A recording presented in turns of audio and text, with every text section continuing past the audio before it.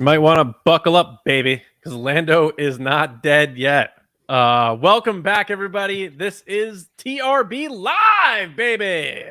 This is the Resistance broadcast. Thank you so much for joining us today. If you are joining us live, thanks for being with us in the chat, or if you're just hanging out, either way, that's cool. We appreciate that. Or if you're listening on your favorite podcast app, make sure you're subscribed wherever you prefer to get TRB. And of course, spread the word and tell friends and all that good stuff, and rate us and subscribe and everything you hear every time a podcast comes on an episode. I'm John. With me, as always, is James and Lacey. What's going on, guys? How are we? How are we doing?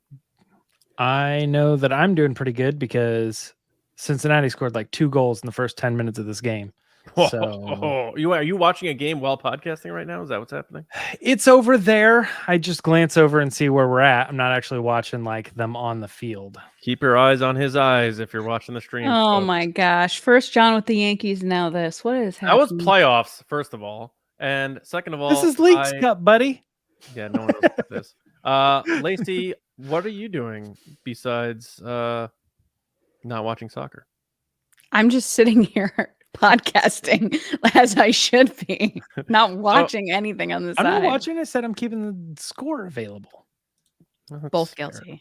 So here's the deal. Shame. A lot of our audience may not be tuned into what's going on with all the union strikes and a lot of the work stoppages that have been happening with the Writers Guild, now with the Screen Actors Guild. Rightfully so. And potentially more coming. But we're going to make sure everyone is up to date on where we stand with this stuff. We, as we said last week, we stand with the writers, actors, and other parts of the unions that are on strike. And since it's a labor dispute, we're keeping a close eye on it. And we actually did reach out to the Screen Actors Guild because they provided an email address for podcasters, even though it was just, it really is for union-based podcasters to reach out to. We emailed them and we did get a response. Not going to divulge the details entirely of their response, but we are thoughtfully and carefully proceeding forward on a week-to-week basis as we continue on and observe what's happening with these union disputes. And the thing that alarms me the most is the whole AI stuff that's going on. But we've talked about that and we'll continue to probably address that in the future. But that is where we stand. So our hearts and spirits and efforts are and will continue to be with the writers, actors, and members of the guilds and unions as we try to get hope that they can get everything resolved and get back to work and what they need. Because we have nothing to talk about without them, honestly. Right. Yeah, and we want things like the Lando series to happen, and in order for that to happen, people have to get back to work. So we'll talk about the Lando series in a bit.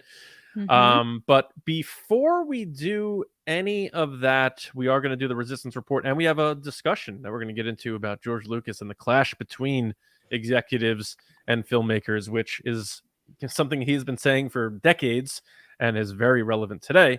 But before that, sort of on the mode of this, what do you guys think, based on clearly there's no end in sight right now for the strikes?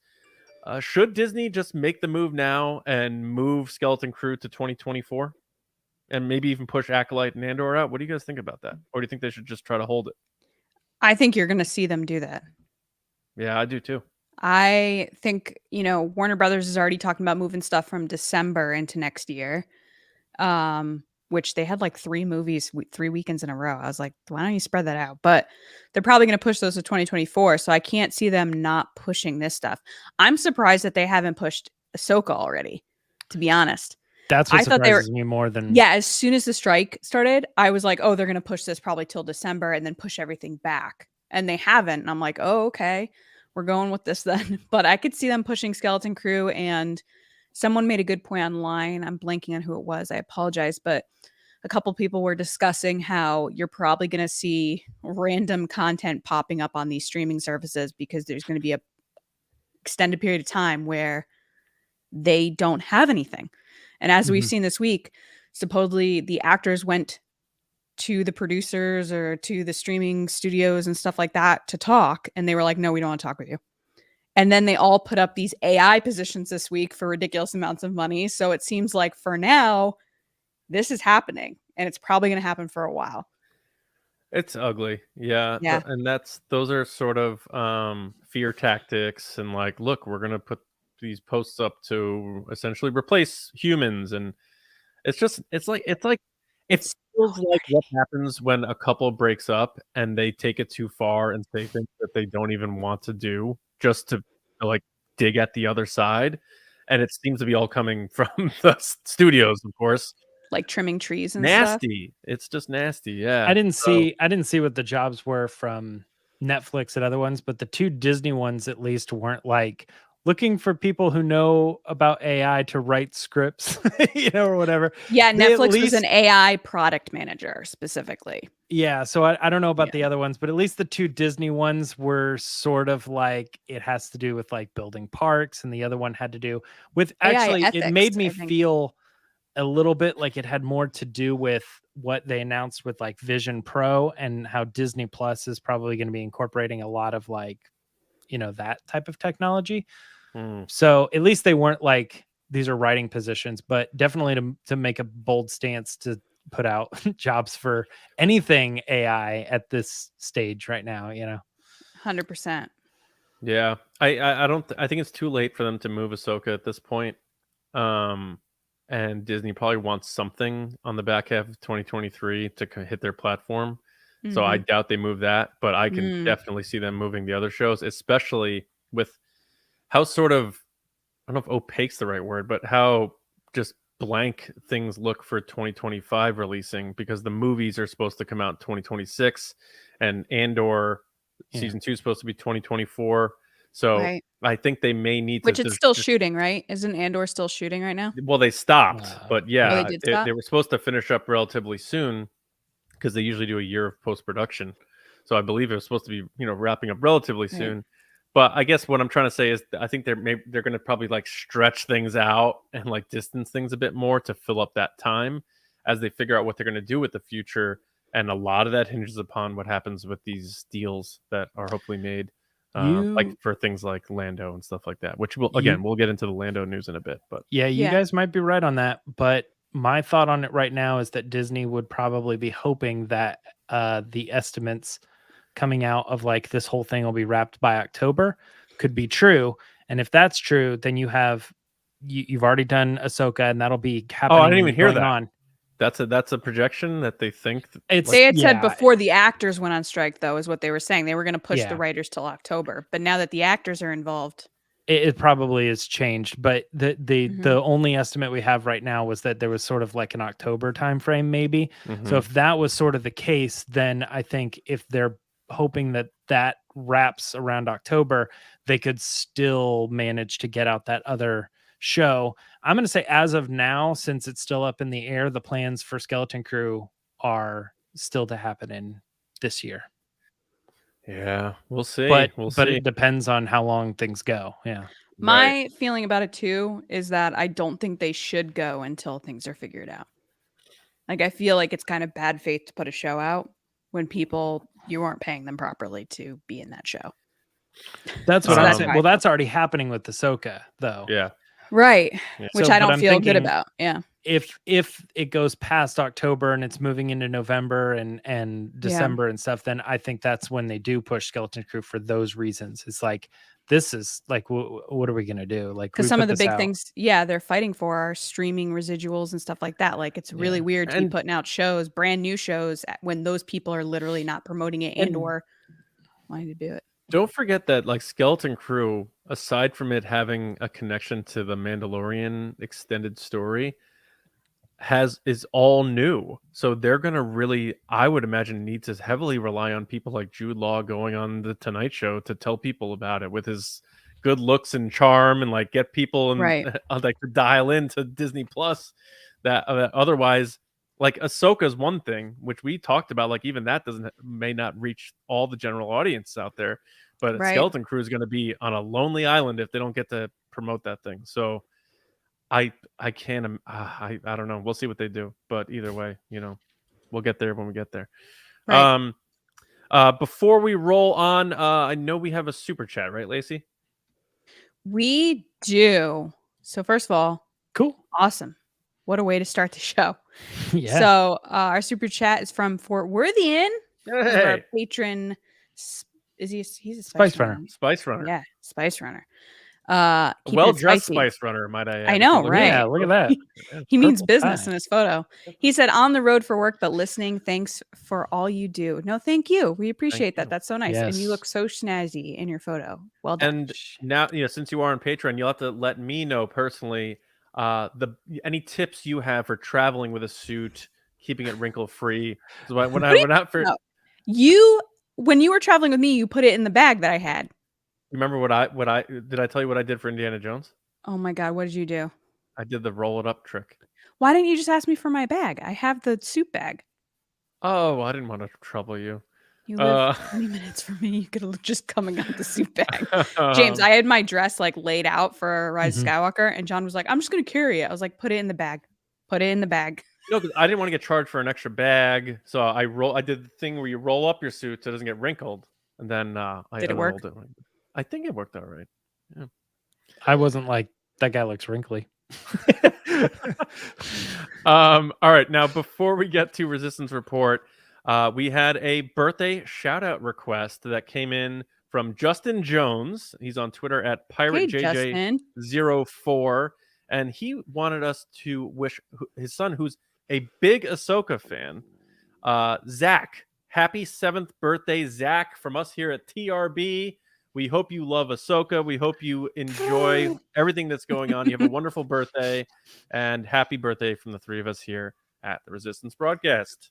Zach, happy birthday. And if your dad wants to send us an email at resistancebroadcast@gmail.com, we'll send you some swag in the mail. There you That go. can be done. Yeah. Happy birthday, Zach. So now This was me doing the Paul Rudd confetti thing. Yeah. The pressure's on Justin now to send that email. He's like, Dad, you better email him, Dad. All right. Happy birthday to Justin. Have a great one. We do all have right, a couple questions really quick before we get started that I want to make sure I answer. So Star Wars Steve asks, is there an Ask the Resistance in tonight's episode? There is not. No. Okay, great answer. And then Andrew, what up, Andrew? Thanks for chatting. He said, do y'all have a Discord server? And we do, John. Where can he find that Discord server?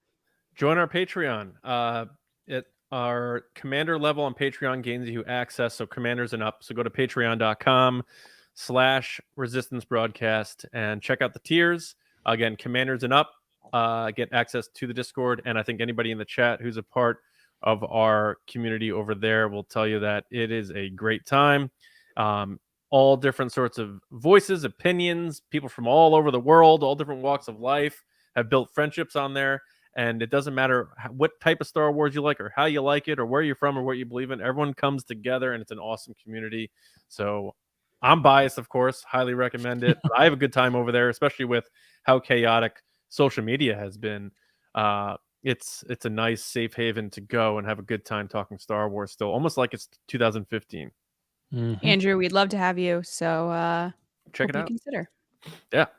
All right. It is time for the Resistance Report. James Baney.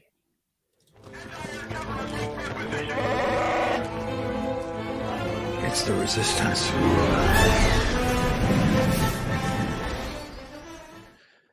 Okay, this week, the stories that we have here, I felt like there was just a lot of names and stuff, so I did something special. So I'm reading off my phone, but a little bit different. But this week, one of the first stories we're starting with is how the actress playing Sabine Wren, Natasha Liu Bordizzo, went into detail in an article for an interview with SFX magazine about how she is sort of recreating Sabine for the show, even though she was inspired by the character that shows up in Rebels. She says, I'm taking little things, like obviously she's still a very stubborn cookie, she says, and that's a quote. And then she also says she is overthinking this obligation that she has towards Ezra Bridger. But as far as the actual process of it goes, and I just throwing it in here real quick, I think this is like the perfect way you can do it. She watched all of Rebels. She learned the character, liked the character. And then once the process of Ahsoka started filming, she said, that's when I never went back, because I wanted to have all of those things in my memory as like things that I experienced. But from this point forward, I wanted to be a different character. And we saw something like this also too from Rupert Friend, who did the Grand Inquisitor for Obi-Wan Kenobi. He said, you know, yeah, obviously I remember those scenes and I did that, but I didn't go back and revisit the character. I wanted to have it in my memory, but I wanted to bring something new because we're past that at this point. So that's the story. I'm going to start with you on this one, Lacey. Do you have any thoughts on how she approached it this time around? I'm enjoying her answers to this. I think, as with every character that's come before her that's made this jump from animation to live action, obviously they're coming with a group of people in the Star Wars universe that are very passionate about their characters and who played them previously, just like with Ahsoka. So she was kind of already put in a position of like having to prove herself, so to speak. Now, not to me, I don't think she has to prove anything, but to some fans, they feel like she does, especially because she's taking, you know, stepping into shoes that were already being worn by someone else. I do appreciate that she calls out Tia Sakar and says like, hey, she did an amazing job. She is Sabine, and now it's my turn to take it and make it something else. And that's okay too. And I think Rosario Dawson has also been very vocal about how Ashley Eckstein has done an amazing job up until a certain part. And then, you know, they're friends and she is inspired by that performance, but she also has to make it her own. And I think Natasha does a great job of talking about that here. And I appreciated how she was saying how she kind of, once she started shooting, she just kind of let it breathe, so to speak, is what she had said. I think that's the perfect way to explain it, right? It's just like, once you got to take a step back. Once you're in your own vibe and your own acting, you can't just go back and reference something else, because after a while it just turns into you copying someone, and nobody wants that. Everybody wants something new and original and fresh. And I don't think people are expecting her to copy the previous performance. I did enjoy her talking about Dave Filoni being on set and how important it was for him to be there, because he is, you know, not only important to Star Wars, but this Rebels family and these characters, that he understands them better than anybody else. So to have that kind of lifeline for her was super important to not only taking the character to a new place, but also kind of grounding her into making sure what she was doing was right, you know, while also letting her breathe. So yeah, I can't wait to see what she does with this character. John, any thoughts? Yeah, definitely. Because when you look at the character of Ahsoka, because we've gotten that, like Lacey said, you know, Rosario Dawson went through this, having to follow up Ashley Eckstein for a longer period of time than Tia Sakar was Sabine. You know, a lot of Clone Wars, including the Clone Wars movie, Rebels.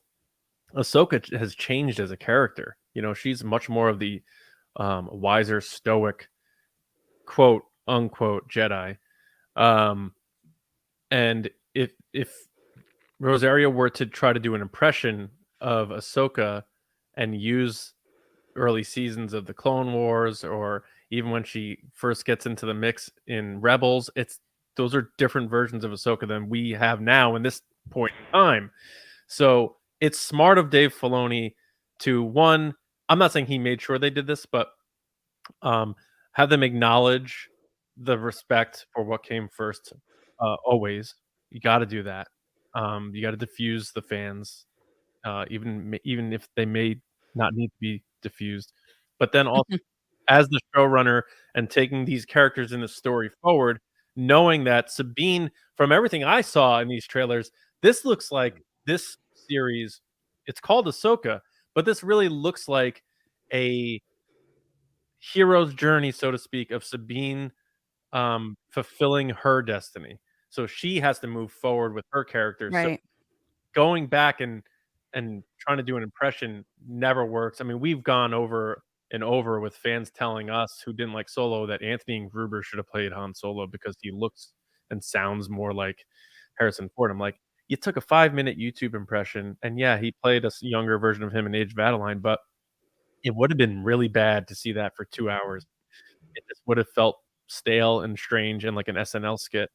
I think this is a It would have been like watching the first 10 minutes of Dial of Destiny, but it's the whole movie. Yeah. Yeah. Not only that, people what are we seem doing? people seem to forget that they auditioned him. Lord and Miller Right. auditioned him, Right. and they went back to Alden. So Right. I always lean on that too, of like the creators thought they picked who was best, and I trust their judgment on that. Yeah, and he's allowing her to become Sabine now. She owns that character now, moving forward, and that just makes a lot of sense because every character goes through growth, and I think Sabine is about to go through a lot in these next 8 episodes. And then the other thing that isn't as deep or interesting is just the fact that she essentially watched everything in the timeline up until the Ahsoka show. She didn't mention watching the newer movies that take place after this stuff. She watched everything that leads up to her character, which makes sense because galactic events that take place after this story could mess her up. So I think it's smart to, like, if she wasn't that big of a Star Wars fan, which I'm guessing maybe she wasn't, get caught up on everything that takes your character to this point in time. So I think it sounds like the discipline and the care that they're putting into carefully molding this character as Sabine moves forward is all in the right place. And it again, like Lacey said, it's not surprising to me because it is Dave Filoni doing it. If all these quotes and all these things happened and someone else was the showrunner, fans would probably be really worried and concerned. But when you put all the things that I just mentioned together and then add the fact that it's Dave Filoni behind the wheel, I think we're in a good spot. I mean, I don't know what else I can add to that. Like I set it up at the top, I think this is the smartest approach that you can make on this, especially with what we know every actor wants to do. Nobody wants to do, an impression of the person who played the character before. They always, they're always advised, like, even if that was the case, they're like, man, I'm going to try to do the best job I can at being that person and recreating that character for this role. Most of the time, directors, producers, even your talent managers and stuff, they're like, don't do that. Don't do that. You're being hired because you're you. And they want to bring whatever you have to that character. That's why you got hired.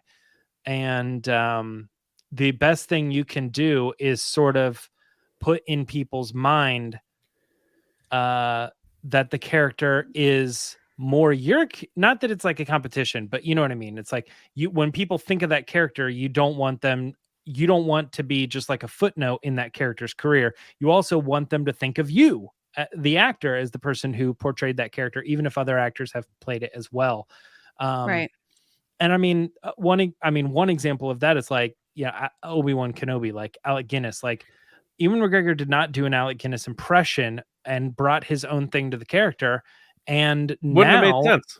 In a lot of ways, I think people think of Ewan McGregor as Obi-Wan Kenobi before they think of Alec Guinness. Now that's not everybody, but it obviously means that there's like a duality to that character that when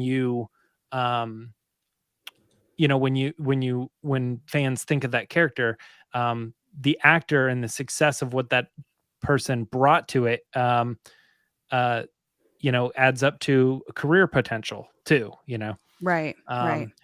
But I love the whole thing about I just want to have those things as memories and move forward. And one of the lines and this doesn't actually have to do with the acting aspect of it, but I love that she said, Sabine's only thinking about that obligation that she has towards Ezra. And I just remember there were a couple times that they've shown like clips or like in Rebels and stuff where she's like, the message happens and she's like, girl, what am I supposed to do? And it's like, that's how the show ended. And so I'm glad that she's talking about that's what this is. You know what I mean? She's got to figure it out, and it's been years and she still hasn't put it all together. So I'm excited. But let's move on to the next one here because we want to get to that discussion later too. This next one is interesting because if you are a reader of Forbes, you probably found out that Disney spent about $49 million on The Acolyte. To put this into a little bit perspective, I'd just take like 1 million. You know, if they could just throw me 1 mil. Let me get 50,000 acolyte dollars. Yeah, I'll take $5 actually. You want to buy me a sandwich? Yeah, give me a Crunchwrap Supreme. Leslie Headland, thank you. Sorry, go ahead, James. Oh man, what I can't make sense of this statement. It is a staggering 5.5 million more than Disney spent on pre-production of 2016's big screen Star Wars blockbuster Rogue One. Yep. Yeah, it's now Andor did spend, they say, 38% more than that, but they said that because it took place during COVID, a lot of that budget was pushed towards COVID protocols and stuff in this article. And then they also said that Disney only spent 17% more than that number on The Last Jedi, which is like, one of their huge blockbuster movies and all this. So it raises that question again about, and in the article too, they talk about what Bob Iger has said recently about like pulling back and cutting down the amount that they spend because it's so much, and also just the production in general. So it's not like moving forward with all the same shows, maybe actually canceling some of those shows, maybe not moving forward with projects that they had in mind as another way to just, drop having to spend $50 million. Right. So $49 million on the Acolyte, which really runs around in that space of Rogue One, Andor, The Last Jedi. What are we thinking about this, John? I just hope the show is not Whack-A-Lite when it comes out, because that is a lot of chase. It makes me think of, you guys ever see this is stacks Spinal on Tap? stacks on stacks of light? Stack of You guys light. ever see This Is Spinal Tap? Yeah. No. So they're building this Stonehenge model for their stage, and he accidentally uses inch markers instead of feet. So when it lowers on the stage, it's only 18 inches instead of 18 feet, and it just lowers behind Christopher Guest. So my point on that is, it makes me wonder if when they went to submit the budget request for like Obi-Wan Kenobi, they instead of writing pre-production, they just wrote production budget, and they wrote 50 million, and that's all they got to produce Kenobi. That's the only conclusion I can have, because this is a lot of money. And like you just mentioned, James, it's more in pre-production than Rogue One had, a major theatrical motion picture. I get the whole thing about Andor, but when we heard about the budget for Andor being, over $250 million, and I don't even know if that counted pre-production, that return's not being made on a streaming service, especially it was the lowest viewed Star Wars show. The Acolyte, again, is in that sort of bubble where it's like dark, might be heavy. I think there'll be humor in there because I think Leslie Headland, has incorporated that into her shows like Russian Doll and stuff. But it's one of those shows that, yeah, she's saying there's gonna be a lot of Jedi and stuff, but people are gonna sort of be like, well, when is this? And I'm not sure if I'm gonna check this out. It's a risk. I wonder if this is because this was made before all of this that's been happening with the strikes and Disney taking these hits. If we're ever going to see this again in terms of how much money's being put in, which will lead us into our next story, of course. But I don't know. It's all very interesting, and hearing these amounts and comparing them to how much was spent on the movies, it's just mind-boggling to me, because again, like the Acolyte might be great, and I hope it is. And it stole the show out of the stuff shown at Celebration for me. I visibly reacted physically to that. Like I was like, oh my God, wow, what is this? What is this? But even if it's great, like I don't know how they're going to recoup that. But at the same time, I like the efforts that went into Andor and that. I still love Mando, of course, but we can sort of see how the magician is doing his trick now a bit more, because as they tell us more about how stagecraft is used and that sort of thing. So we're looking for it, I feel like, more now with Kenobi, Ahsoka, Mando. We're looking for the tricks. Whereas on these, there's more sets. So it's more like, well, it's just, there it is. They add visual effects, of course, but that pillar was really there, and, that sort of stuff. So I don't get hung up on this money stuff because it's not mine. But at the same time, I know that in order for Star Wars to keep making a lot of things and keep making them well, this stuff has to succeed. So it's just a staggering amount of money for pre-production, especially now that I understand how much that was in comparison to Rogue One, which was a major motion picture that made $1 billion. So it's just kind of wild, and it might be the last we're seeing of this, but who knows? But it's pretty crazy. Yeah, Lacey. The things I would do with that money, guys, you would never see me again. I'd go live my life. But no, in all seriousness, it's obviously nothing compared. How much was the total for Andor? Wasn't it like 250? Yeah. Or was that Well, HBO? yeah, and I don't know if that's without pre-production, but yeah. I just find these numbers, and this isn't just TV, movie lately too, budgets are just so gigantic that it's hard, like you were saying, John, to recoup that money or to make a business case of, hey, this was successful.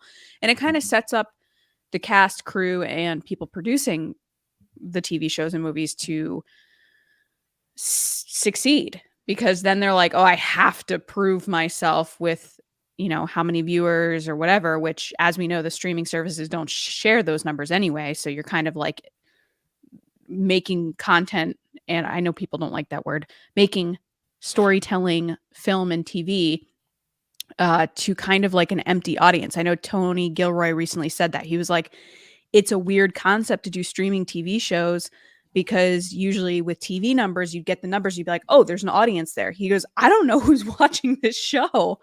So it's kind of crazy to me that they're putting that much money behind these shows. Now, as a Star Wars fan, I'm pumped because it means that they're doing the best of the best with production, costumes. They're getting the best cast. This cast is so stacked.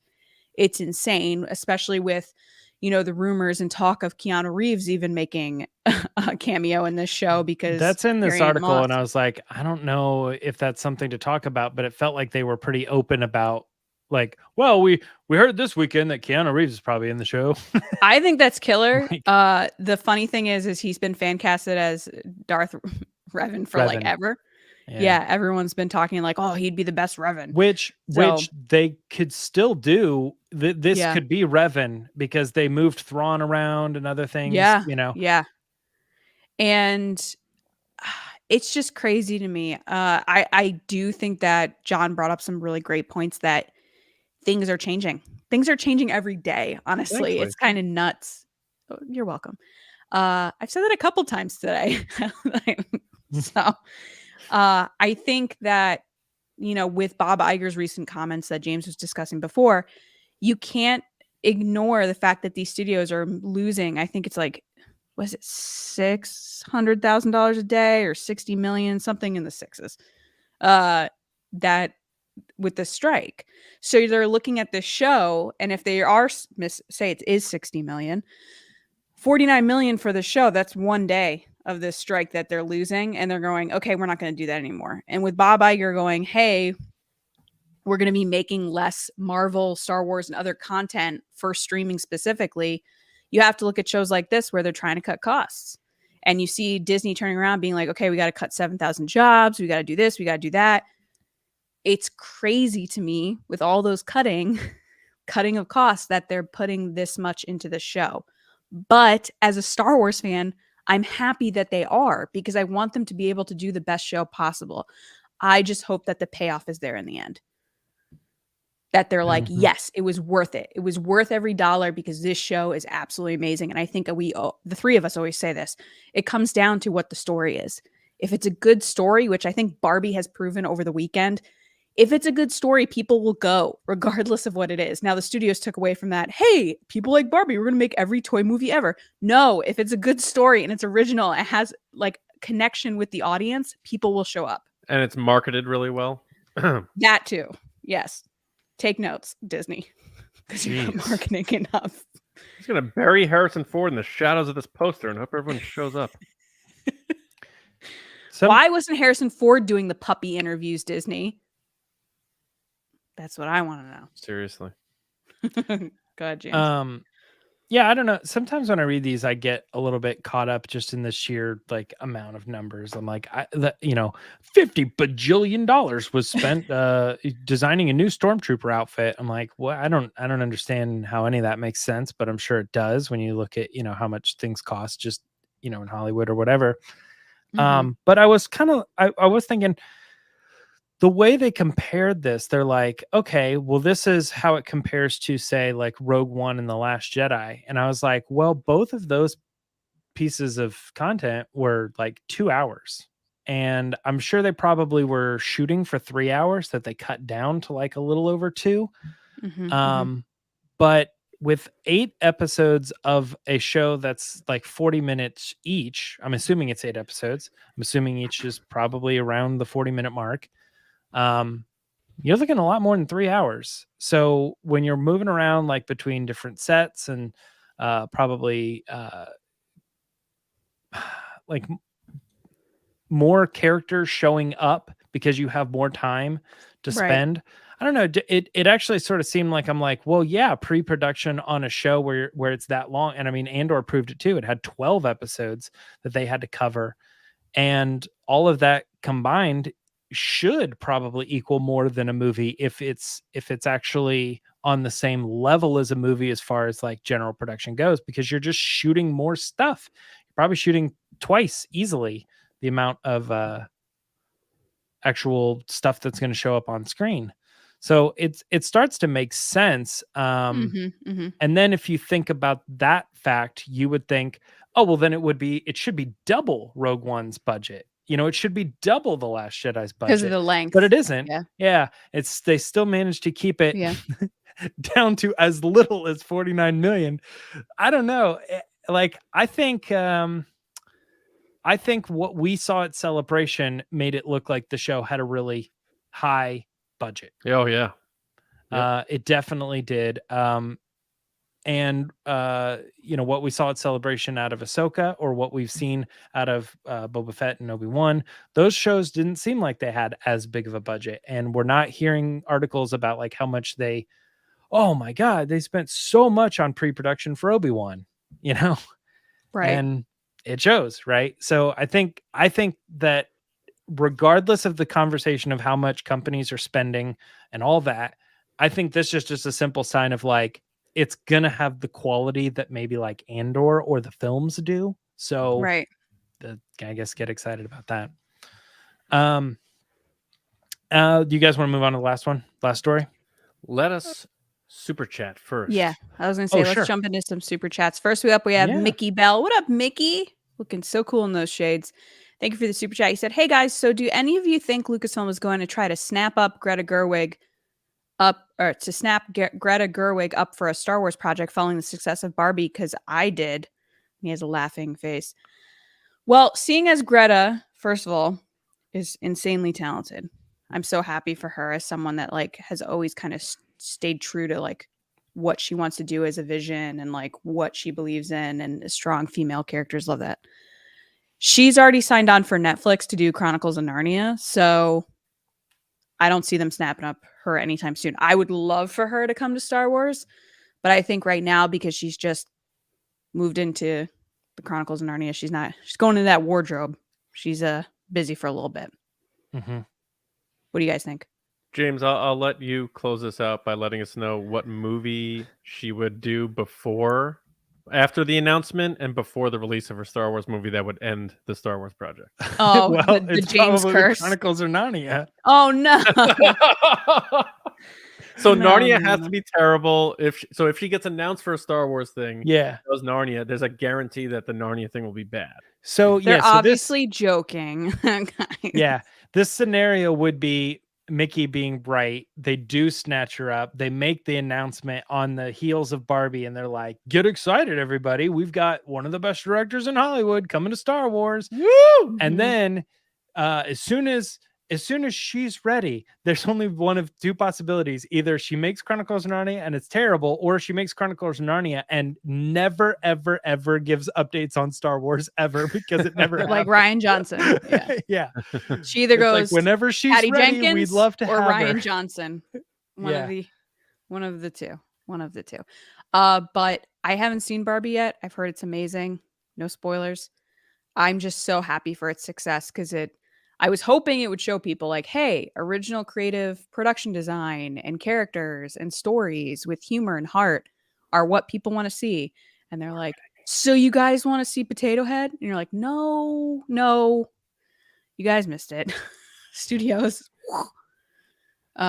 But anyway, it just makes me hyped that people like going to the movies again. I know that there's been a lot of crazy tales of the movies, especially after COVID. Like people treat the movie theater like their living room now, taking pictures and stuff of the screen. That's wild. So I don't know when I'm going to see it. Probably going to see it when it comes on demand, but no spoilers until that happens.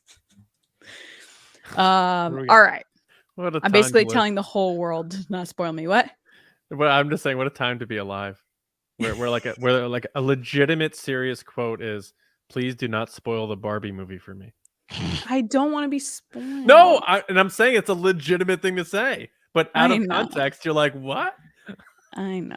I gotta find a time. I think I'm gonna like pick a really early morning time when like no one's there, right when the movie theater opens, and hopefully like I gotta assume there's nothing to spoil. I mean, even if it's like it all ends where she learns a lesson or something. Once upon a time in Malibu. I don't think there's like a twist or something. Like, you know, it's funny you say that, James. I did see one thing, and I don't know if this is a spoiler or not, but it made me laugh because it was so broad. Well, it was just comparing it to another movie that I've already seen. Oh. Which people were saying it was like Lego movie. They're like, Will Ferrell is the bad guy in a toy movie where they find themselves at the end. And they're like, oh. So they're like, it's Lego movie. And I was like, okay. All right. Next super chat. Frank. Hey, Frank. How's it going? Hope you're well. Thank you for the super chat. You said, can't make it tonight, but wanted to say hi and hope everyone's doing well. Thank you so much. You're doing well. Buddy. We missed you in the chat, bud. But thanks for the super chat. It means a lot. And that's what we have for now. Cool. Now we get to good story. Not that the other ones weren't good, but like this one's really good. Yeah, this one's kind of rough. Rough. Yeah, I mean, just like the whole scenario of like, well, we'll get into it. Because we just talked about this last week, didn't we? Yeah. So the story here is brought to us by Jeff Snyder from Above the Line. Jeff is killing it. Yeah. And that's the thing is like when I hear it comes from Jeff, there's an immediate legitimacy to it. I'm like, I text these guys and I'm like, Jeff's got an update. Yeah. So Jeff, if you're watching or John Roca's watching, like we're constantly like Jeff and John are talking about this. Yeah, it means John Roca can keep a secret. That's what that means. It does, yeah. So in this story, Above the Line has exclusively learned that Donald and his brother Stephen Glover are now going to be writing the Lando series as Justin Simeon, right? Simeon. Always get stuck on this. Simeon. He has been working on the project, and we talked about him last week because he did an article, or he did an interview where he was like, I don't really know what's up with it. And then he even did one like today that came out that talked about him with the Hollywood Reporter. And he was saying, I think I'm attached, but I don't really know. The last thing they told me is they liked it, but they needed to put a pin in it so they could figure out everybody's availability. And I haven't investigated further, but I'm not an idiot. But then when this report comes out, Schneider is saying that he is basically saving face, and he's been not part of the project since last summer when he bowed out to continue to focus on the Haunted Mansion movie. And it all comes down to how good the article talks a little bit more about how good Donald Glover's brother is. And obviously Donald Glover is being talented as he is with all the stuff that they've done for Atlanta. There's a lot there to the story. Most of that makes a lot of sense. And my just hot take on it was, well, not hot take, but what I've been saying is I think this has all been on Donald. And there's a good chance that the script wasn't what he wanted to do. He looked at it, he read it, he's like, I don't want to do that. That's not the Lando that I envisioned in my head. Haunted Mansion is not doing well, by the way.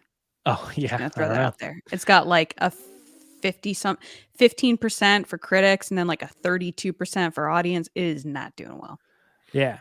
That's the vibe that I've been getting from when he did his interview on, I think it was like Kimmel, and then he did the other one where it was just being asked questions like on the web around Celebration. Yeah. Both of those two, it felt to me that he was saying, I'd love to return to the character, but it's gotta be good. So obviously they looked at it, they said it's not good. I don't want to do that. And then the schedule pushback has been whenever he's not only has the time to just star in it, but now he's got to write it. And he's like, we can't move forward with this until I and my brother rewrite this thing. And so whenever that happens, it looks like that's when the Lando series can pick back up into a bigger production, which, side note, they were signed on to write this long before all the strikes and stuff. So this article came out, and it's not like this deal happened last night. So yeah. Lacey, what are your thoughts on Schneider's report here?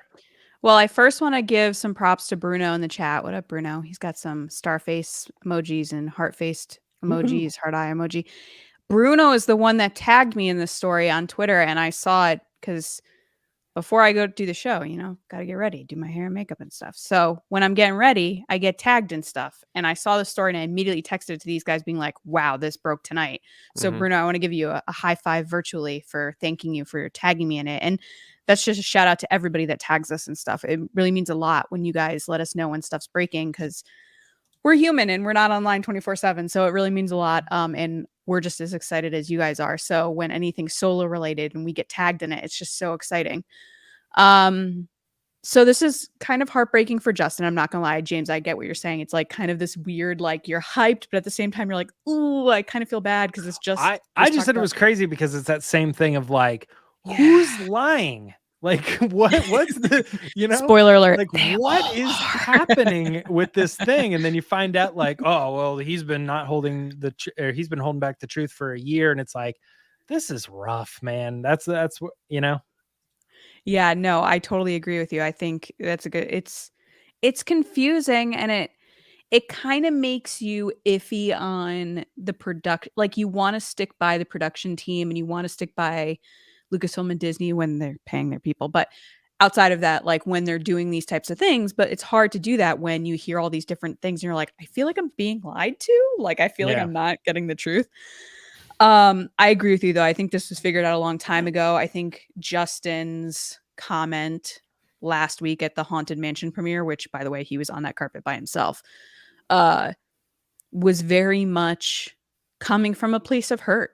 You know, we talked about this last week, but when you put your heart and soul into something creatively, it probably hurts and burns when it doesn't work out the way you want it to.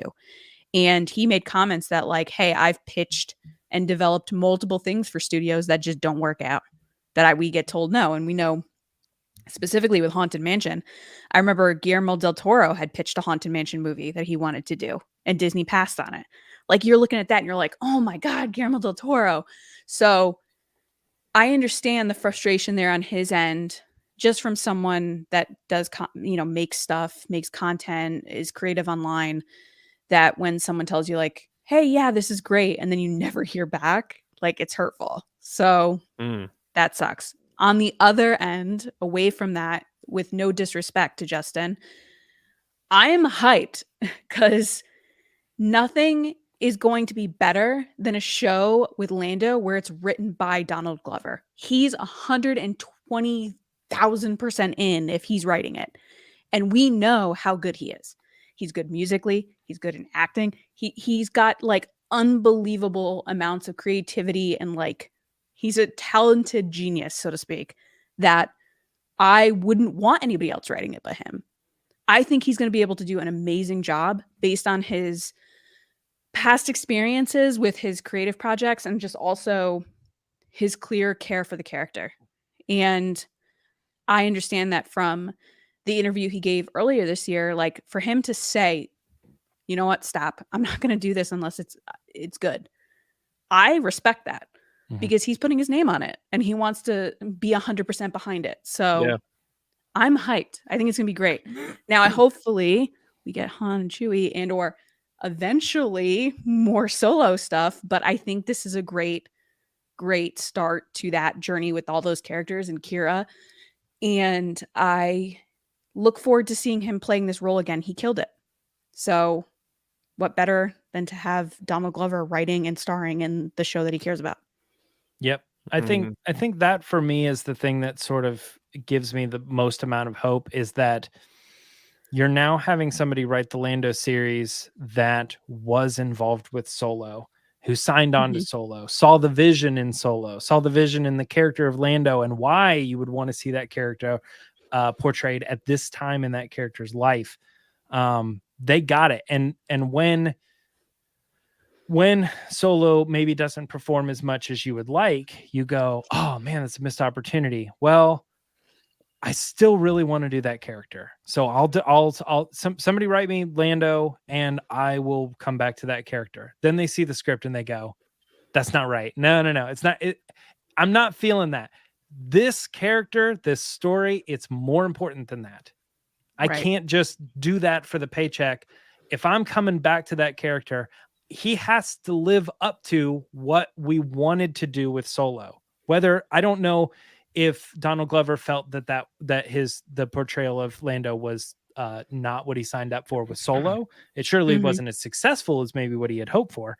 But I think he loved it from what interviews and stuff. I get the feeling that they really liked what they did with the movie, and then it came out and did its thing.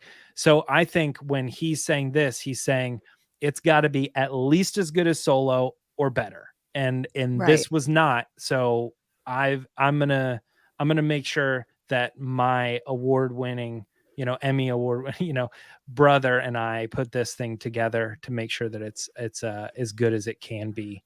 What a great story really too. Like a family created show is like such a nice narrative on the publicity side, honestly. Yeah. John? Yeah. And one thing of note that when this story broke, I looked into Stephen Glover a bit closer, and I don't know how often SNL allows this, but for his episode in 2018 that he hosted, Donald Glover brought in his brother to write skits for that week. I love that. Oh, that's cool. So that alone shows how much he, I don't want to say relies, but trusts his brother to help bring out the best. And of course, there's the series Atlanta that they both did together that had praise from critics and audiences and awards. But also that alone, because SNL, how big of a, always hear the stories of how big of a just fighting over the last slice of pizza it can be in the writer's room, where people are trying to get their skits in and they're pitching them to the host and stuff. And he's like, I'm going to come in, but I got to bring my brother in for at least some of this stuff. And he's credited as having written on that episode. So I found also, we love a brother fighting for another brother. Love that. Yeah. So I think this is good news. I mean, of course, you always feel bad when someone who was clearly put a lot into the development of something has to jettison a project, because all we do is hear, hey, this person's developing this show. This person's no longer developing the show. And you don't see the years and whatever went into developing it. That sucks. And I can't even imagine what that must feel like. So I hope Simeon goes on to find further success in the future. But seeing this, I agree. He is now fully behind the wheel. I like that idea. I still don't know what a series just about Lando looks like. So I gotta hope that they are gonna thread in follow-ups to Solo that were clearly left wide open. So if this becomes our de facto, Solo 2, and we get to see maybe a couple episodes, because I don't know that it would be just one season. So say it's really good and they do another season, it'd be cool to see what's going on and how Lando gets entangled maybe with the syndicates, and you get Han and Chewie for a couple episodes, you get Kira and Maul or something. There's a lot of potential here in this timeline. And so that gets me excited. And I really like Donald Glover a lot from Community. I didn't watch all of Atlanta, so I got to get caught up on that. But his music is my favorite thing that he does, honestly. I'm a fan. Childish Gambino is. I'm a fan of his. If he's bringing his brother in to help him with just a weak spot on SNL, how closely he likes working with him. So that's a good sign too. So this to me, we were very upset when we heard the news, as anyone would have. Oh, I'm the showrunner of the show, and I haven't heard anything in 3 years. I thought Lando was dead. I thought the series was dead. All three of us did. We were all like, ooh. I was like, I've had enough, No, I wonder if I said it's whenever Donald wants to, whenever he wants to do James, it. You totally did. Yeah. That's correct. Part of me feels like those comments last week, this is why this was released today. But it's surprising that once again, this announcement didn't come from Star Wars. It didn't come from Lucasfilm. It didn't come from Disney. It's come from someone, Jeff, who's doing an amazing Snyder. job. Yep. Yes, who's doing an amazing job getting scoops. But like, if you knew this was on lock, why wouldn't you just announce it? Well, that could be because of the strikes or something. I don't know. But Could it? No, Because this but seems this was like it a was year locked ago. in earlier. oh yeah, I know. But it could be that whole thing, like it's too early to announce. Or people would hate on change. it. People would be Yeah, like, oh, yeah. They have such a reputation of so many people exiting projects that they Right. may have thought from a PR perspective, this is so far down the line from coming out where people could say, this was great. All we Sure. have is to talk about the production. Why? Now you're telling me this is changing? Like, let's not talk about it. Let's not put Why it But out. I announce think that's why that this was Donald being Glover's said, going to though. be writing the show when Donald Glover's not going to be writing the show until at least a year from now Oh, because well, his schedule's not open. Right. But I'm saying last year when this happened, if they made that announcement then, they're looking at his schedule and he's like, yeah, I'm gonna write this, but it's not gonna be for a while. And I think I'll they tell just you what, had to, though. instead of They making coulda that s- announcement, If They could have he's said not- it at Celebration, though. They could have if he's said this. not they could acting right now because of the strikes or other things he's doing are on hold, you know him and his brother are writing this series right now. So that's a good thing. So I find Yeah. that to be very exciting. I think this puts the Lando series in a way more of a fortified stance when you put his name along with his brother as attached to it. He was because the this- big question mark, right? Like when they announced it, we all three of us were like, did they say Donald Glover? They didn't say anything. he's yeah, been even he's in had the those article, it talked about Billy Kimmel- D. Williams or Donald Yeah. Glover. Nobody knew. it was never going to be Billy D. Williams. But like- it could have been if they wanted to do No. the like Indiana Jones Narration thing. thing. Yeah. I don't Yeah. like that, and I hope they don't do that. But I'm we'll just see. saying it's very like Indiana Jones thing, right? But It's a that's Indiana Lucasfilm Jones. thing. Yeah, I don't know. I just think this is a good news, and I'm excited to see what happens with it. There's not Totally. much else to say. Yeah, Ugh, I'm Well, so hyped. So hyped. and other outlets confirmed it after Snyder. Variety so- did. Variety. Yep. Yeah. yeah. Well done, Jeff. I was thinking I probably should start Atlanta because I just watched 65 and it was not great. Don't tell me I haven't seen it yet. It's on my watch list. I've been It's on watching Netflix, so yeah. I know it's on my. It's one of those things that like when after a long day you look at it and you're like, I don't know if I want to watch a movie. I'm gonna watch an episode of Hoarders and then go to bed. yeah. It's But everyone says yeah. it's so bad. It makes me so sad because it's Adam like Driver, a 6 out of 10. Adam Driver is so good, and it's just he keeps picking these movies that are not great. It makes me sad. All I right, you don't- guys want to get I don't get to the discussion this week?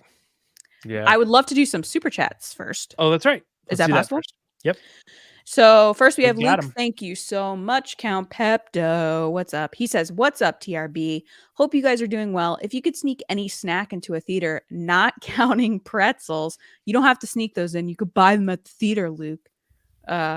What would it be, John? What are you sneaking in? Probably like shrimp cocktail. Maybe like a tuna on toast.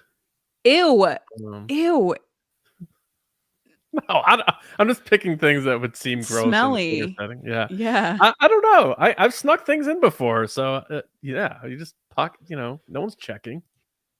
They don't even Yeah, check but for your he's ticket saying, stub. what would you sneak in? Probably some kind of candy. I was gonna the say a only thing- pizza. I feel like you'd sneak in a pizza. a whole pizza. How am I sneaking in a whole pizza? If you could sneak in any snack, he's saying that you have the power to do that. Oh, then yeah, What would you probably. sneak? Yeah. Yeah. James, I just don't know how I would do that. don't I worry. would That's not the go- question. The question is, And thank if you, Luke. could. I would go with a cotton candy Dairy Queen Blizzard or a mint chocolate chip Cold Stone Creamery. Oh, ice cream. That's a good one. Yeah, not bad. That is a good one. I'm gonna go with something that is not something well known, but they have it, 6 minutes from my house. There's this pizza place that makes these things called a club crust. And what it is it's a club sandwich that they take a pizza dough and they make the pizza with like cheese and stuff. No sauce, just like the dough and the cheese. And then they put the sandwich topping stuff in it and then they fold it over. It's Are you called talking a about club a crust. calzone? It's calzone. It's not a calzone. It is not a calzone. They don't seal Is it. the name of this place the Low Cal Calzone Zone? No, it's Capri Pizza. It's great. but it's called a club crust. So they bake the pizza and then they put the stuff in it and then they fold it over. So they don't bake the stuff in it. Okay, John, first of all, I said I got a pizza from Big Y once and you flipped out and you were like, Capri is right there. So now I'm saying I never said Capri is right there. You mentioned Capri as Bethel pizza places. Well, because it is right there. You drive me nuts, dude. You probably like, I didn't say it's right there. You're probably like, at least go to that place. Over that's what I meant. Place. I would, it's across the street. Yeah, I wouldn't pick it because there's 40 pizza places around there. But okay, first of all, Capri's rated #1 in Bethel, so I don't know what you're talking about. Anyway, Club Crust, people also like Famous, which is a complete disaster. Famous has gotten really good. So listen. Famous Pizza, their pizza was trash for a while. They went to like this really weird crust and they expanded too quickly into a restaurant. So then during COVID, they realized, oh, wait, we can't have a restaurant anymore. And then they went back down to just their crappy Greek pizza. No. They went back to a pizza place and redid their pizza. So now it's more of like a wood fire pizza. Yeah. Bethel Pizza House is Greek pizza. That's that thick pizza. Not a big fan of that, but people really like that as well. Anyway, I digress.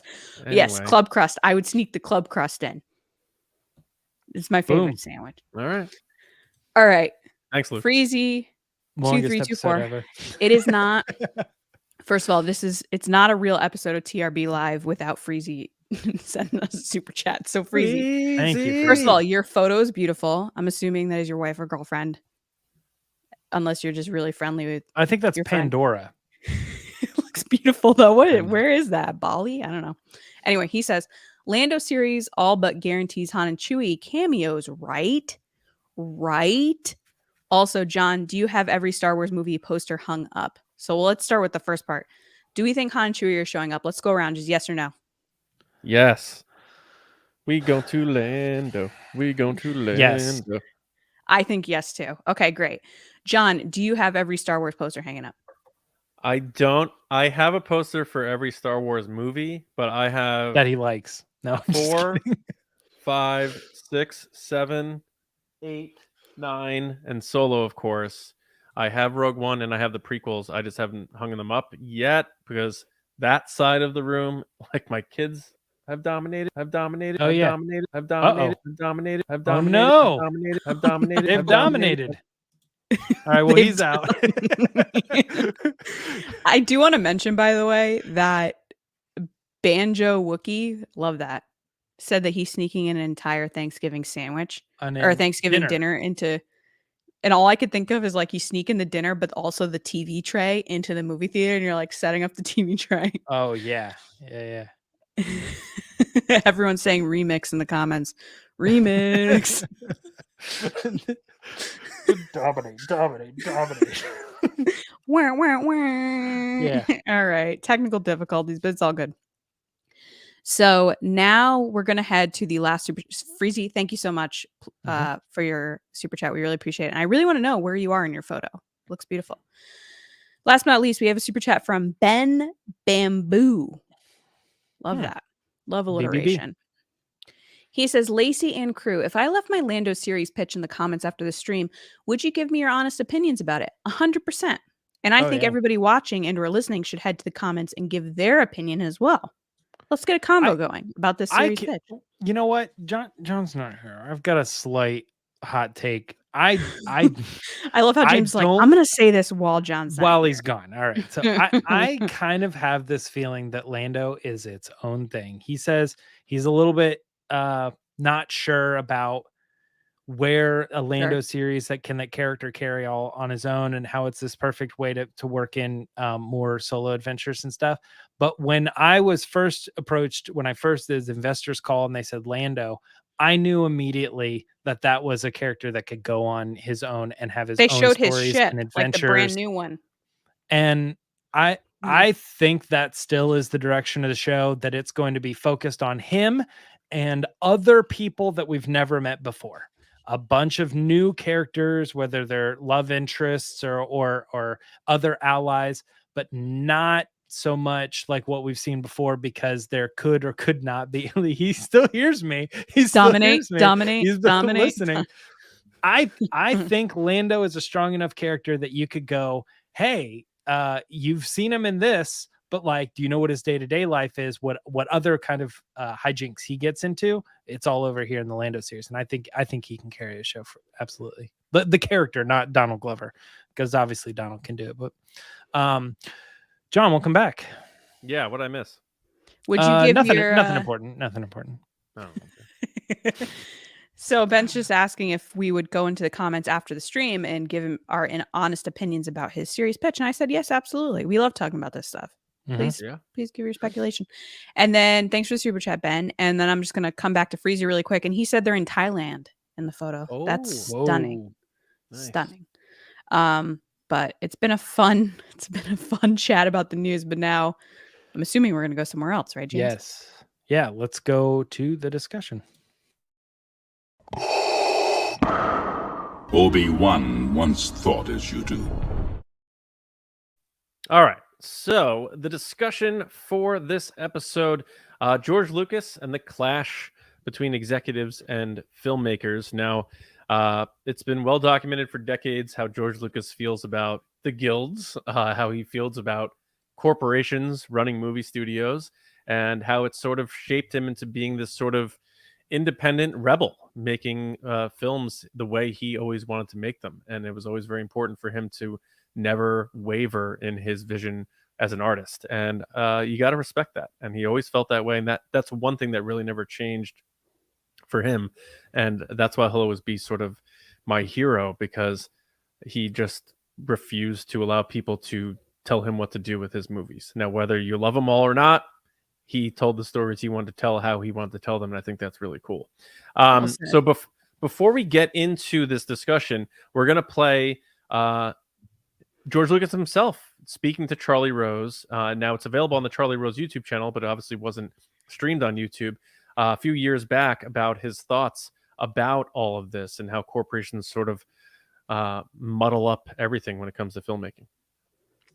About the movie business today, because you and Steven Spielberg were down at USC, and you made a note of the fact that if we have 7 or 8 of these sort of big extravaganza films that we have now,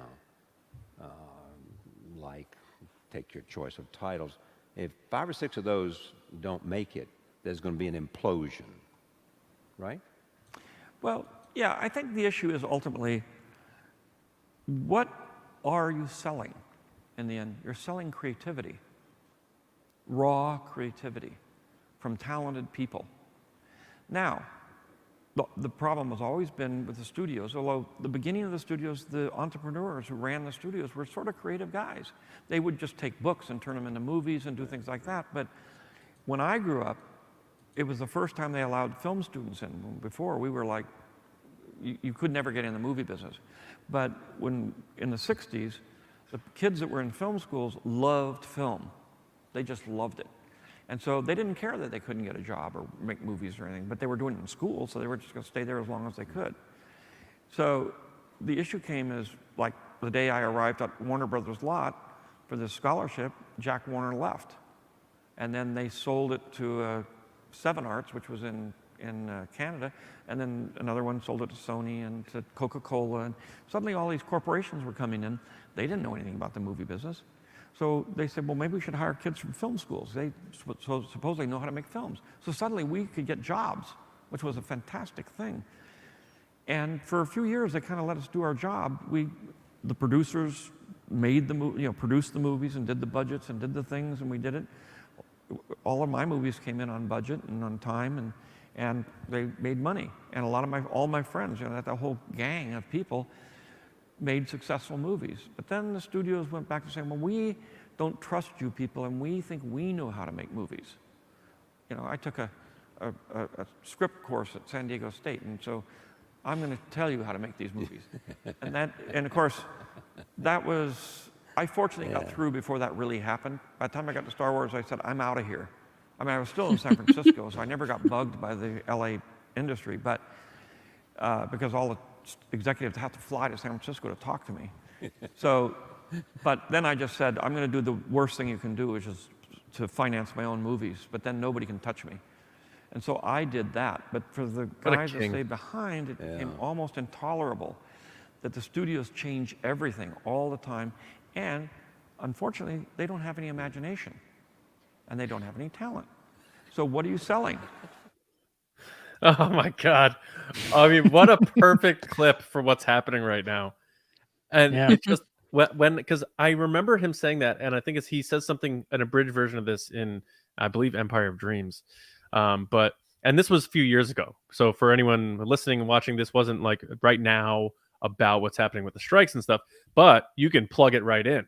And I mean, that's been his opinion since before 77. Forever. You know, and it shaped, like I said, how he does everything and always did everything. So I think this is so fitting to hear him say that stuff, because that's exactly what's going on right now. And he's speaking to this before even the AI stuff. And I was watching another person people should follow on Instagram, Michael Jamin. He's a writer, and I've been following him for a while, even before all the strikes and stuff, but he's really developed a following of late. Clayton Sandell did an interview with him, and he's a TV writer, and he's been a writer for 30 years. He's part of WGA, and he was talking about how, like, these companies are going to, unless regulations are put in place, they're going to use AI to scrape your data and put demographics together to shape this perfect thing that they could spoon feed you to say, like, you like this. And it's just the exact opposite of art. And it's very dangerous. And I know a lot of people are talking about residuals and all that stuff, and all that stuff is important. But what George Lucas just said there about they have no imagination, they have no talent, it's because they don't. And more corporations now own studios than ever before. And it's just become a scary mess in terms of what's being put out there. Now, I do enjoy a lot of what's been made, but hearing George Lucas talk about it and having had this thought for decades, and it may be even getting more dangerous than ever with the blending blurred lines of what's AI and what's not. It's truly wild that he's ahead of his time in filmmaking, but ahead of his time in understanding how important it is to let filmmakers be filmmakers. And my last point before I bring you guys in is, you can sense in what he's saying is, maybe those movies that Coppola made, Spielberg made, and he made were successful, but the arrogance of a studio executive is what you need to get to that level as a studio executive. And they thought, well, we can make more money on The Godfather. We can make more money on American Graffiti. We can make more money on Close Encounters or whatever.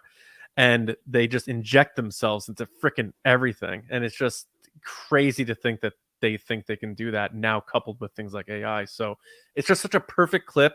And that whole interview is great with Charlie Rose. Every interview he did with George Lucas is great. But I wanted to hear what you guys thought about just listening to that and how that applies to what's been happening.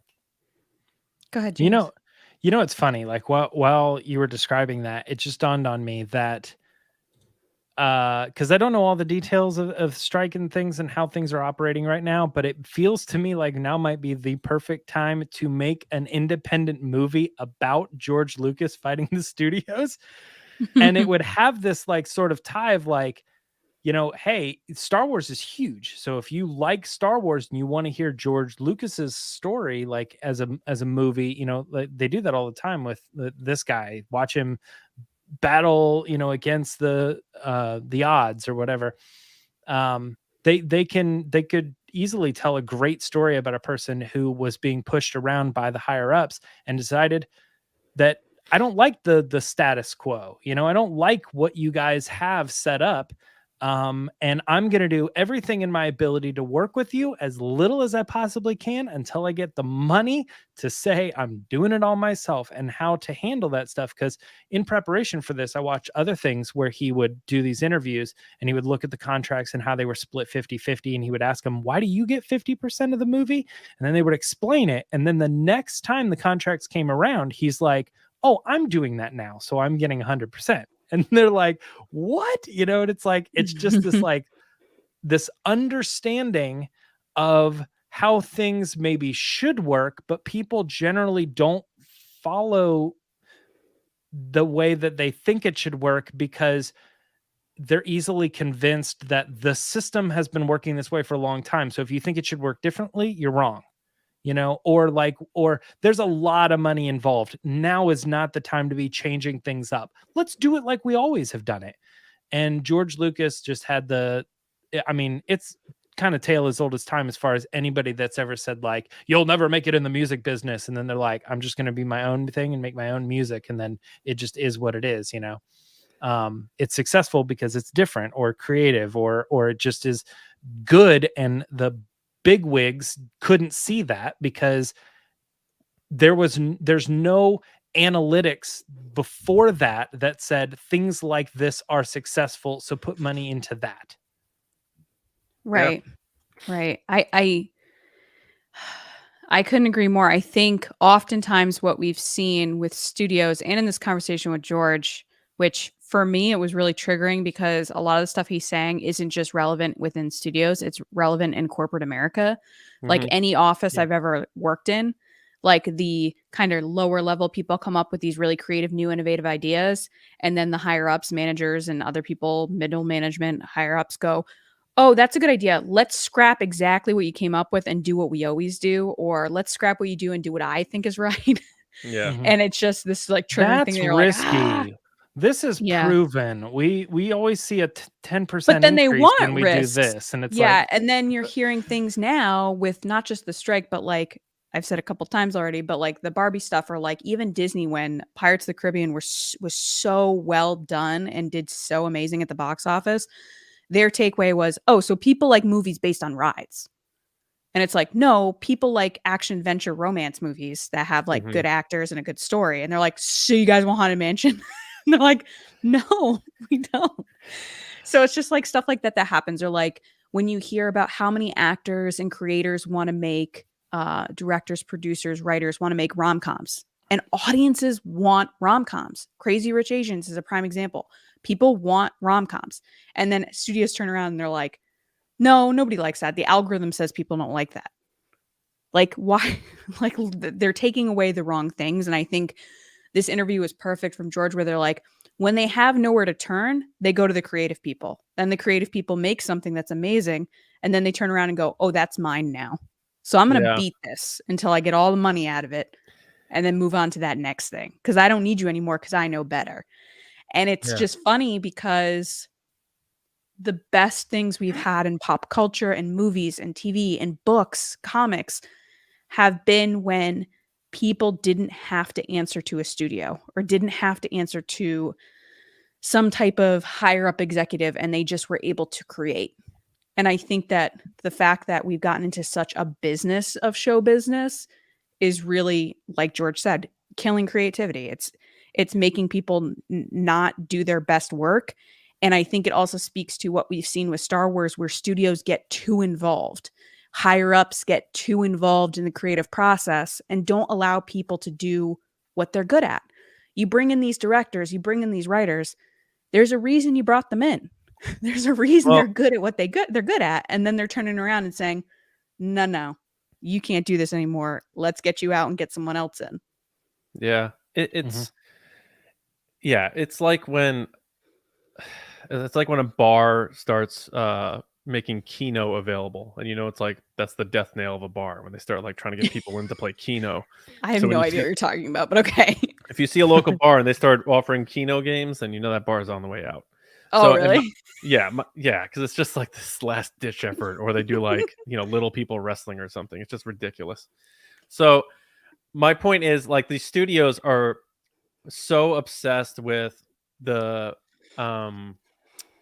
things that work, but then when those things stop working, like I think they're look at the Flash. I think people are getting tired of like, let's keep trying these things, and it's less and less where you're seeing in the theaters organic original movies coming out that aren't tied to an existing brand. Like, yeah, Barbie's an original new thing, but it's tied to a brand that has existed for 70 years or whatever. It's like, it's rare to see a new movie about something fresh that comes out in theaters because they're like, let's just keep making sequels, reboots. They're doing the live action run of the Disney movies. Like this new Snow White sounds like it's going to be terrible. I just don't understand like what they think they're doing. And to me, they're insulting their audience because they think we're just going to eat it up because it says The Little Mermaid on it, or Snow White on it, or Lion King, or whatever. Well, Disney has said before that that's their strategy and intentions for the past 3 to 5 years, has been this nostalgia-filled stuff. I think audiences are slapping back and saying Yeah. like, no, like we liked that stuff when it came out because it felt new. When The Lion King came out in 93 or 94, it captured everybody because it was new and it was special. I Right. love Jon Favreau, but when that remake came out, I was like, I don't even want to go see this. Like, I didn't see it. Yeah. Yeah. So I guess what I'm trying to get to here is I feel like there is a need for the audience to also push back, which is starting to happen. And then I don't want to get too far down in terms of like casting out a conspiracy, because I am a Disney kid and I always liked going to Disney, and I feel good when I think about Disney as a consumer and as just that kid at heart. But and I guess this is a good time to talk about conspiracies, because they're all talking, everyone's talking about like aliens and stuff now and bodies and whatever. But if you think about George Lucas and the two things he was going to make, he wanted to make a Han Solo movie, and I believe he wanted to make another Indiana Jones movie. And out of all the movies that came out for Lucasfilm, which two were clearly marketed horribly? Solo and Indiana Jones 5. And it just makes me think that they're like, those were George's projects. Like, we're not going to put all of our resources into them, because I don't know anybody who would say they did a good job marketing Indiana Jones 5 when you compare it to Barbie or even Oppenheimer, which is like this depressing, dark nonfiction. I think a lot of the marketing story that they did was through fans and stuff. Like, they've just been doing it differently too. To your point, I think they've been thinking outside the box. Yeah, like you can't do a short where you have Harrison Ford sitting with a white background trying on all different kinds of hats, and at the end he puts his fedora on and says like, that's the right one. That would probably go viral and people would start talking Indiana Jones June 30th. Like, they did none of that stuff. Are you kidding? The most viral thing that went like nuts with Harrison Ford about Indiana Jones was when he was on the red carpet and they said, if you had a dial of destiny, where would you go? And he said, home. I want to go home. That is the biggest clip they had from that week, was him saying he wanted to go home. Show you that they just didn't put any resources into it. Now, back to the just original topic at hand, and we could expand upon this more because I know we're getting up on time here, but it just goes to show like who all of us as Star Wars fans think of as filmmaking hero, George Lucas, has been saying this stuff for so long, and it wasn't even that bad when he was like, I'm out of here, I'm going to San Francisco. Now it's so much worse because of the technology, because of the greed, because of the disparity in wealth going to the executives but not the people making the stuff, residuals, streaming, all these new variables that would probably make his head spin. If he had a chance to comment on it, he would probably be like, I've been saying this for a long time and now it's 10 times worse. It's just, who's the next voice? Who's the next George Lucas? Like, who's the younger person with that energy to be like, this has to stop. We got to do something different here. Yeah. I mean, I don't know as far as like film right now. I don't, I mean, I could probably sit around and think like this is probably the closest person, but this type of story just reminds me of so many other times when you have that like one person that's just like, I don't want to do what big, industry wants me to do. Like, off the top of my head, I think of like Dave Chappelle or something, who has like famously walked away from Chappelle's show and said he didn't want to do any of that stuff. Or like, John, you're very familiar with Howard Stern, like saying like you're wrong. This is what people want to listen to. Stop telling me what to do. Right. I very clearly have it. And, that's a great example. Once somebody like lets them be what they want to be, the audiences come back and they go like, yes, we don't care about the money. We care about, or we don't care about what you think we want to listen to or whatever. We want to listen to the creatives, be the creatives. And I think like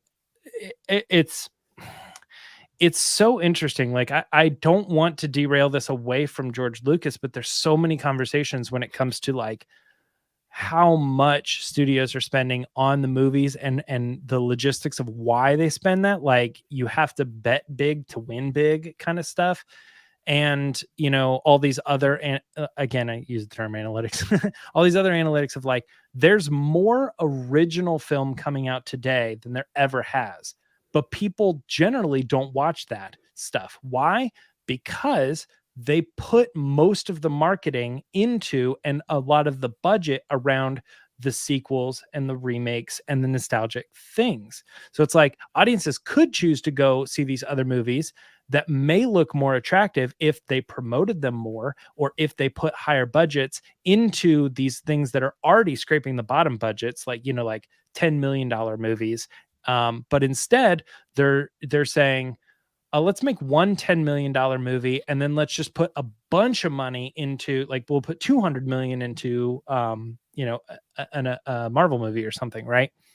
It's like, well, because they think the Marvel movie and the nostalgia and stuff is going to be big, so they put the marketing everywhere and all that. And it's so interesting for someone like George Lucas to be like, I don't like any of this. Like, I just don't want to have anything to do with this system that you guys have come up with. And that's not referring to, where we are now, but it is referring to making decisions about the movies and how much to spend and all this other stuff. And he's like, I just want to do it myself. If I think that thing deserves another 10,000 to make it look a little bit better, I'm going to put the 10,000 in. Right. I'm not going to let them make the decision. And then my movie suffers because that thing didn't have the extra little 5 minutes. There's another interview where he talks about they kept cutting 5 minutes from his movies, and he's like, "Why? Yeah, don't cut any minutes from. Stop cutting minutes from my movie. Like 5 minutes is going to make it better. Yeah, like no, it's not. Yeah, and like Lacey brought this up last week about how like they are making new things today, but it is in the shadow of things from the 80s to like capture that nostalgia. And it was a great point because Stranger Things is like the hottest show ever. But it's right out of a Spielberg story. But I'm not even talking about Stranger Things. I'm talking about 20 other shows that are on Netflix that come out, but they're not promoting those. They're promoting Stranger Things we also because have it's nostalgic or video evidence on the making of Rise of Skywalker of Michelle Rejwan telling J.J. Abrams how he should be telling this story. And it's like, what is she even doing there? That actually was the person in my head when I said executives telling create. No. I'm agreeing with you. That was the person in my head. Is I feel like the Rise of Skywalker, more than any of the 3 movies from the sequel trilogy, I don't think Ryan was clearly his vision. I think he had a little input here and there, or the executives did, but I feel like that was very strongly his vision. Yeah. I feel like from the reaction of Ryan's movie, they like got even more kind of grip on the Rise of Skywalker, especially with the Colin Trevorrow stuff. I feel like that's a prime example, especially with Star Wars, of people stepping in and having a lot to say. We were hearing that the fall leading up to the release of the movie about how JJ had a 4-hour version and they cut it down. They said nobody would sit through that. I would. They cut all these scenes out. They cut things that were shot, like the whole Rose stuff. They thought about splitting the movie, I think, even. They thought about splitting it, which I would have preferred if it told a better story. Do 9 and 10, just close it out. Yeah. I feel like oftentimes with Lucasfilm in particular, since we're talking about Star Wars, Lucasfilm, and George Lucas, regardless of what you think about the prequels, he did what he wanted to do. He told the story he wanted to tell. He told it how he wanted, and he was transparent the entire process of what the story was going to be and what he was going to do. With Lucasfilm now, it's so secretive and not transparent that I think it's hurting the process, because they're also trying to have such a grip on it that it's hurting things like Solo, and Rogue One had a ton of issues. Tony Gilroy came in and fixed it and made it better. And like, that's what we kind of focus on. But there were issues before that. And then you're hearing all these other, like, Patty Jenkins and Taika doesn't really have his movie together. Like, they don't know what's going on. It's just a lot of messiness. And I think that's due to the fact that time and time again, we're hearing how Lucasfilm wants so much control. They want so much control over what these people are doing. And I don't think they're giving them the chance to take those risks. And I honestly feel like the turning point was The Last Jedi, whether you liked it or you didn't. I feel like that risk and that story that Ryan told, whether you like it or don't, was his creative vision. And since then, they've been very much like, nope. That's a good point. Agreed. Because they're just scared. I think it's a knee jerk. I mean, if that wasn't the exact moment, which I think it is, it probably also then fuels what happens to Solo, where they were letting those creatives do their thing, and then they're like, you know what? I don't know about this. I don't know about this at all. So, and we still have people today. Look, we three obviously all love the Ron Howard one or whatever, but there's so many people today that are like, I think I would have preferred Lord and Miller's, or I think I still and wish Lord and I Miller could see it. You know, still make comments about that. They still make comments about Disney and Kathleen Kennedy and stuff. So like, there's like, still I like what some we got, bitterness but there. it does make me wonder, like what would happen if Lucasfilm was just like, that's tricky for me though. Back at that point where they're like, just let the creatives be the creatives, because they, you know, the whole thing was they were going off of script, off of Lawrence Kasdan's script, and then you're talking about, well, then the writers getting, of course, hooked, and so. there's always different situations that you're like, come out about Lord and Miller and like their conditions on set or something like controversial recently. We're just talking in general of like creatives. I know. I didn't hear that. All my thing is, exactly what Lacey's saying is just like when the studio comes in and says, like Patty Jenkins, we don't like what you're doing, change it or you're Damon fired. Lindelof.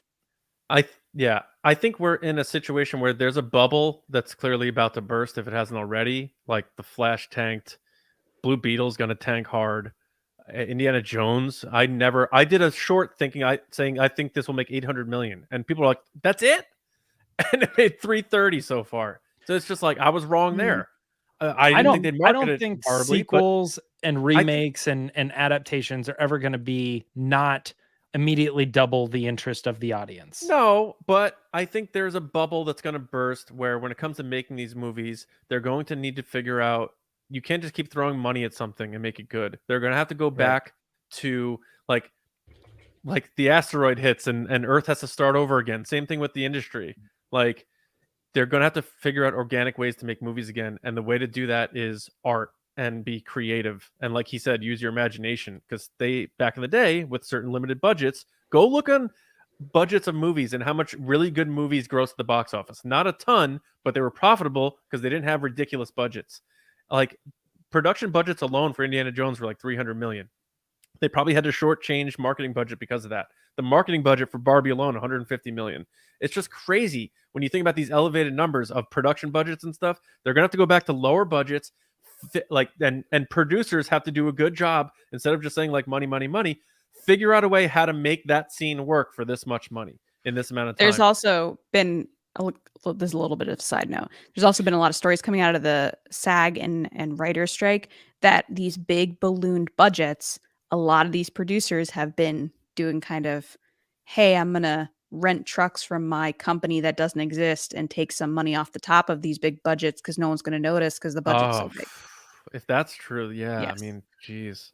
I mean, so a lot of these people are seeing these gigantic budgets. I've been reading a couple stories about it, about how like they've been skimming a little off the top here and there, and no one realizes because it's such a big budget. Whereas if you have a smaller budget, you're keeping track of every single dollar. And not to mention, Star Wars is a prime example. They came up with the creative, most interesting ideas for technology and shots and creatures and all stuff when they were backed up against the wall and didn't have money. Right. Back to the Future happened when they ran out of money. Yeah. Well, this also gets me interested too in, like, John, you're talking about the bubble bursting. Well, what happens when the asteroid hits?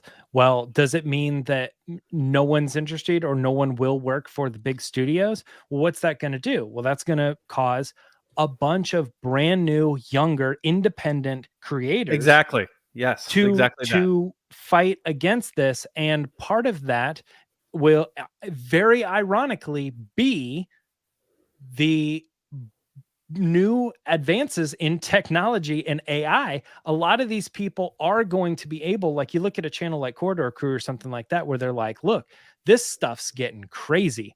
And when you can recreate, scenes that took millions of dollars, and it's like maybe not 1-to-1, but it's pretty good. It's pretty good that even if you're like telling your own original story and you're able to do it in this format, I see so much stuff on their channel where they're like, all of this content is one dude in his house. Like, how is, he's using his iPhone, he's using this stuff. And if we can get to that point where creators can fund their own content, somehow figure out a way to publish it and get it out there, people are going to be hungry for that stuff too. If they also are then now continuing to strike against the bigger companies, like, I don't support, Netflix anymore. They're ridiculous. I'm going to go on YouTube, or I'm going to go to independent theater and watch and pay for these movies, because I'm connecting more with this artist on his Patreon than I am with the big studio who's not telling me anything about what's going on in Star Wars. The ecosystem will heal itself in any way it needs to. And if that is, like starting over where with grassroots and something takes off there and we get the next George Lucas or the next Coppola or whoever, that may very well be the case, because I think we're going to get more studios.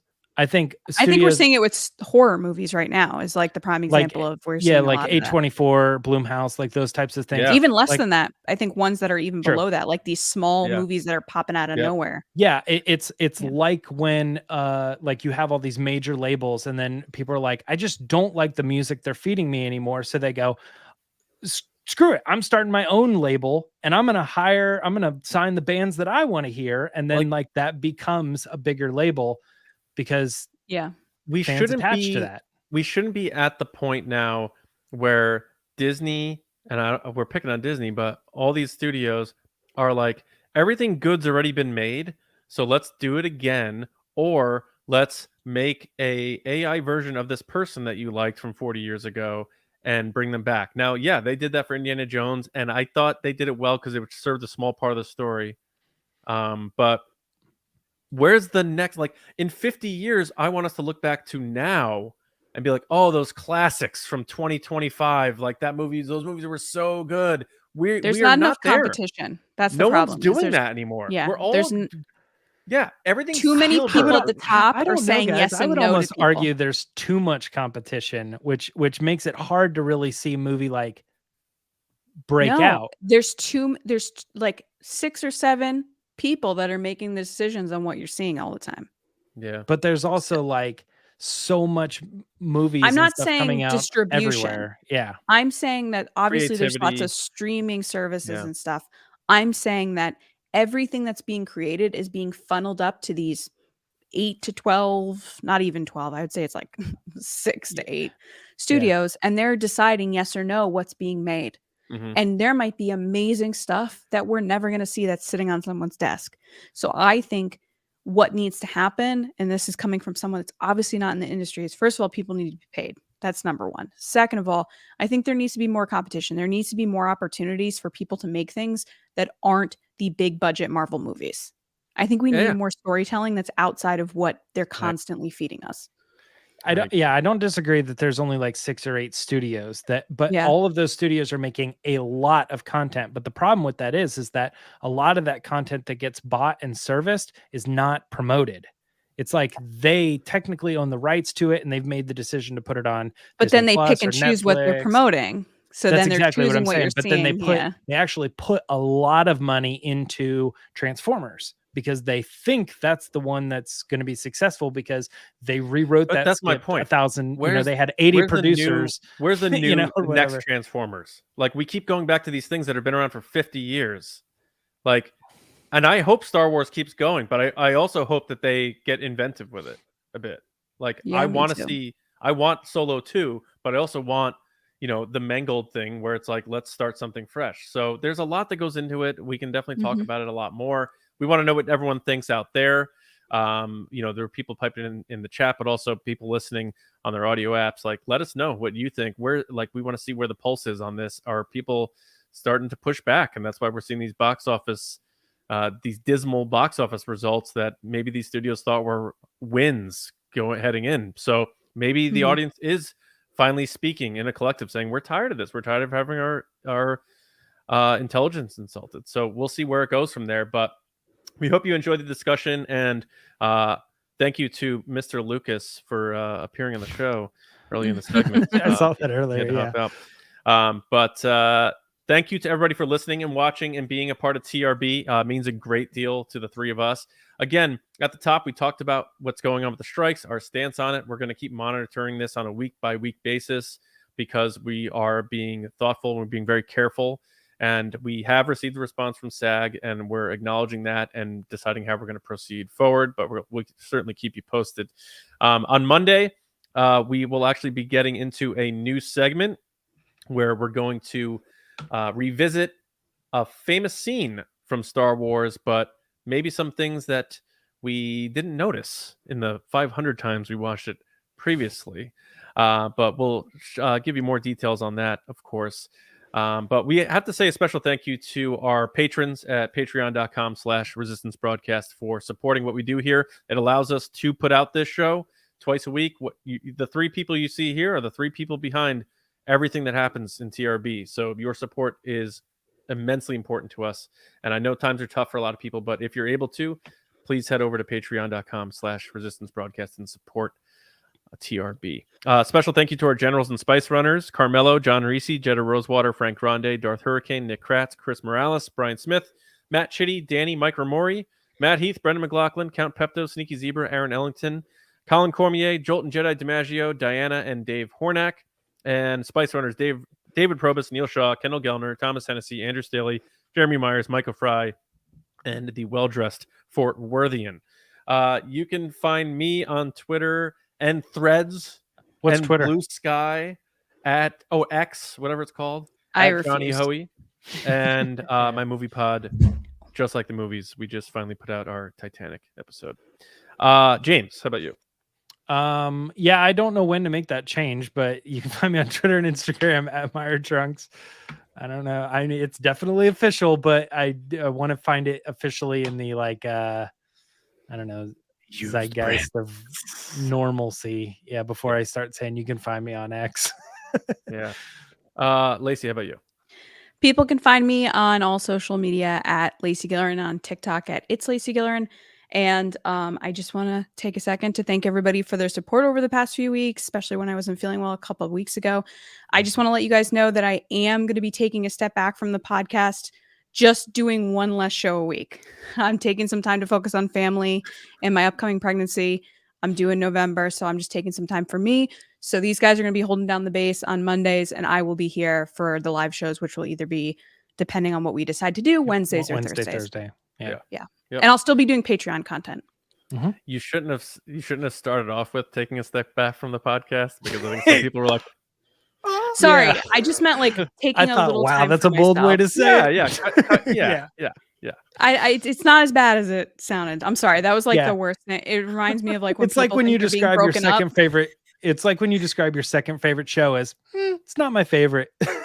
It's like, but that's not a good. No, like it reminds me of Arrested Michael's. No, it's like Yeah. Michael Exactly Scott true. in The Office, where he's just like, she didn't. We did the best we could. They did the best they could, Oh, right. Yeah. She's totally fine. but she's gonna be Meredith. fine. What is wrong with you? No, but I appreciate everyone's support. And this will just be for a short period of time while I take some time for me and my family, and then I will be back. And you know what though, Lacey?